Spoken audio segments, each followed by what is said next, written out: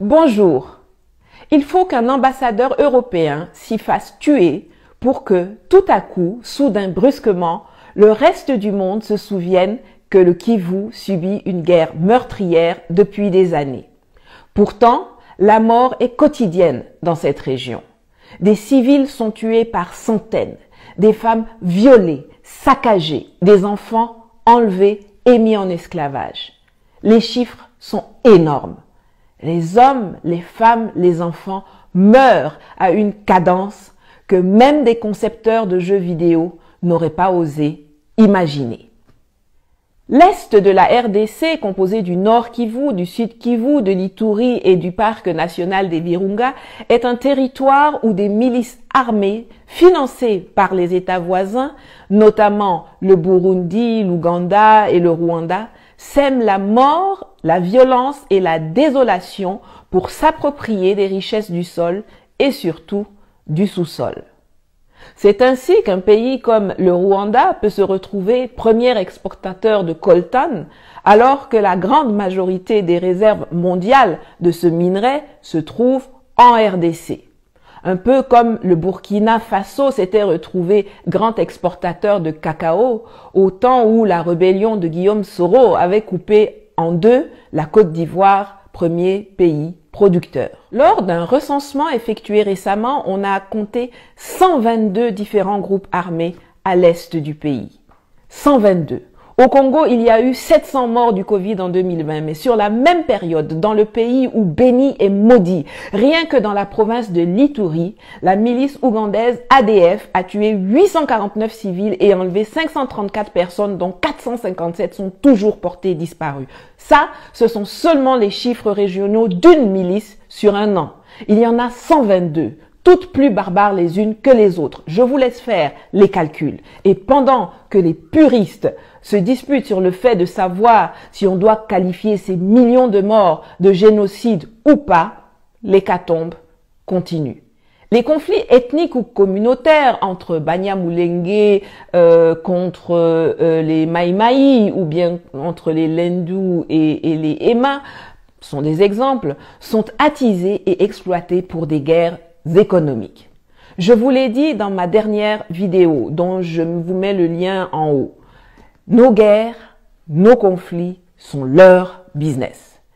Les 5 membres du Conseil de l'insécurité de l'ONU sont les 5 plus grands vendeurs d'armement de la planète. Et c'est aussi chez eux que se trouvent les entreprises qui ont besoin des minerais de sang dont regorge le Congo, qui représente 90% des exportations d'un pays qui est classé comme le 8e le plus pauvre de la planète. Mais vous et moi, nous savons bien que le pays n'est pas pauvre, qu'il est même l'un des plus riches du monde. Mais ce sont ses habitants qui sont maintenus dans la pauvreté. Un autre exemple d'irrationalité. La RDC est dotée d'un potentiel hydroélectrique gigantesque, 100 000 mégawatts, soit le tiers du potentiel de l'Afrique. Mais seuls 2677 mégawatts sont installés, dont seulement 1130 mégawatts sont en fonctionnement pour cause de manque de maintenance.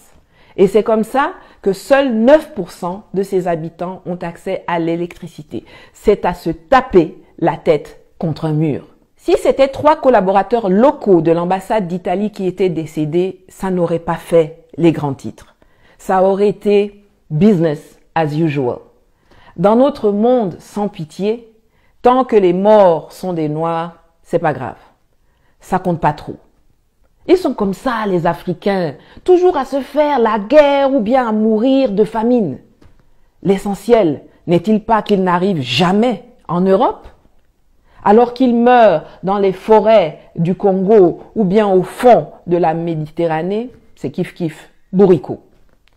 Par contre, le coltan, le tungstène, le cobalt, l'uranium, l'étain, les diamants, le cuivre, l'or, eux doivent venir en Occident. Ils doivent sortir de la brousse africaine. Car on en a besoin pour la fabrication des smartphones, des ordinateurs portables, des caméras, de l'électronique, des voitures électriques, des missiles nucléaires et aéronautiques, dans la métallurgie.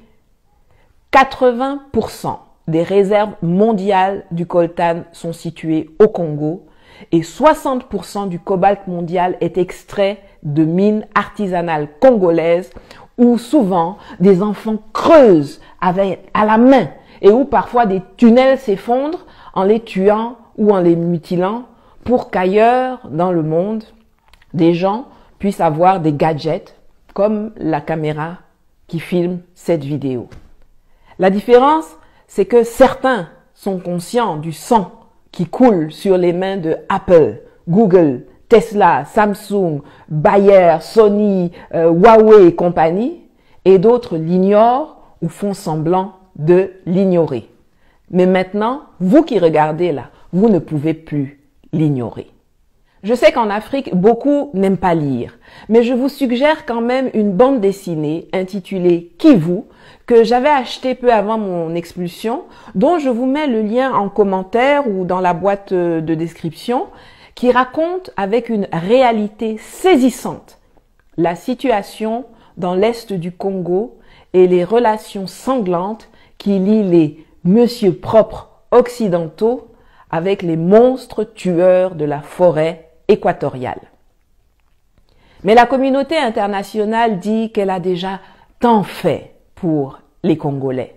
Tiens, il y a une opération des Nations Unies, la MONUSCO, qui ne sert pas à grand-chose, sauf à tenir les statistiques macabres des morts qui s'amoncellent. Pourtant, c'est un budget de 1,554 milliard de dollars par an qui est mis à la disposition de 17 000 casques bleus, bien mieux équipés que l'armée congolaise, mais qui n'arrivent pas à faire cesser le bain de sang dont sont en majeure partie victimes les populations civiles, dont la protection constitue quand même le cœur de la mission pour laquelle 14 000 membres du personnel militaire, 660 observateurs militaires et officiers d'état civil, 591 policiers et 1050 membres des unités de police constituées sont implantés depuis 2010. Ah oui, et puis on a donné le prix Nobel de la paix à Denis Mukwege, gynécologue, l'homme qui répare les femmes, dont les vagins ont été défoncés par les coups de butoir et les baïonnettes de leurs violeurs. On lui a aussi donné le prix Olof Palme, le prix des droits de l'homme des Nations Unies, le prix de la Fondation Clinton, le prix de la Fondation Chirac, le prix Sakharov. C'est tellement plus facile de s'acheter une bonne conscience en abreuvant une seule personne d'une montagne de prix plutôt que de faire cesser les massacres qui endeuillent un pays mais qui enrichissent vos entrepreneurs.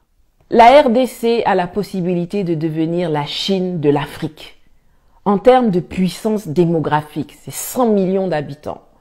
En termes d'étendue territoriale, c'est 2 345 000 km². En termes de ressources minières. Mais au lieu d'être un colosse qui inspire le respect, qui propulse le développement, qui envoie des gens dans l'espace, c'est un géant aux pieds d'argile que ses petits voisins violentent au calme depuis des années et qui expédie ses enfants 6 pieds sous terre. Alors c'est vrai, l'extérieur a sa part non négligeable de responsabilité. Et il est bon qu'il lui soit rappelé de temps à autre que perdre un père, un mari ou un fils dans des attaques violentes n'a pas à être l'apanage des Congolais. Mais ce qui me met en colère, c'est l'incapacité des leaders politiques de RDC à s'unir pour enfin donner à leur pays la place qui devrait être la sienne sur la scène continentale et mondiale, et aux populations un quotidien de paix et de prospérité. Pourtant, comme le scandait Mamadou Koulibaly en Côte d'Ivoire le 10 octobre 2020, un peuple uni jamais ne sera vaincu. Le malheur du Congo ne vient pas de l'appétit que suscitent ses ressources minières à l'extérieur du pays. Le malheur du Congo, ce sont ses dirigeants. Les corrompus, les voleurs, les vendus, les traîtres à la patrie, les sans courage et les sans idées. La loi qui institue que le sol et le sous-sol congolais sont la propriété de l'État est une des sources importante de la situation actuelle. Il faut réformer le foncier au Congo et en donner la propriété aux populations locales, en même temps qu'on leur donne les moyens de défendre leurs biens. Je mettrai à la fin de cette vidéo le lien d'une de Mamadou Koulibaly qui explique sa proposition de réforme du foncier en Côte d'Ivoire, qui peut être, pourquoi pas, la base d'une réflexion pour le Congo. Nous, Africains, ne pouvons pas faire comme si le Congo, c'est juste les sapeurs et la rumba cadencée. Depuis quelques semaines, c'est le président congolais Félix Tshisekedi qui a pris la tête de l'Union africaine. Cela va être difficile pour lui d'être crédible dans cette fonction si en parallèle, la situation n'évolue pas positivement dans son propre pays. Le minimum qu'il puisse faire, c'est de mobiliser les énergies et les attentions autour du conflit qui déchire le Congo pour faire stopper les rivières de sang qui endeuillent la région des Grands Lacs et qui n'honorent aucun d'entre nous en Afrique. C'est d'obtenir les moyens de former et d'équiper l'armée congolaise pour sécuriser la zone de l'Est, qui sert aussi de base arrière à des rébellions qui cherchent à renverser les gouvernements des pays limitrophes. C'est de réformer certaines lois pour contrer les effets voraces de l'appétit géostratégique extérieur et c'est aussi d'investir dans le capital humain. La tâche n'est pas aisée, mais il faut que l'on puisse sentir la volonté inébranlable d'aller au charbon pour renverser la vapeur. Souhaitons-lui de réussir. Aidons-le à réussir, car ce sera l'Afrique qui gagnera. Très peu de médias ont donné le nom du chauffeur décédé hier. Il s'appelait Milambo Mustapha. Je présente mon yako à ses proches et aux centaines de milliers de familles qui ont perdu des membres dans cette guerre sans fin du Kivu et du Congo. Prenez soin de vous et à bientôt.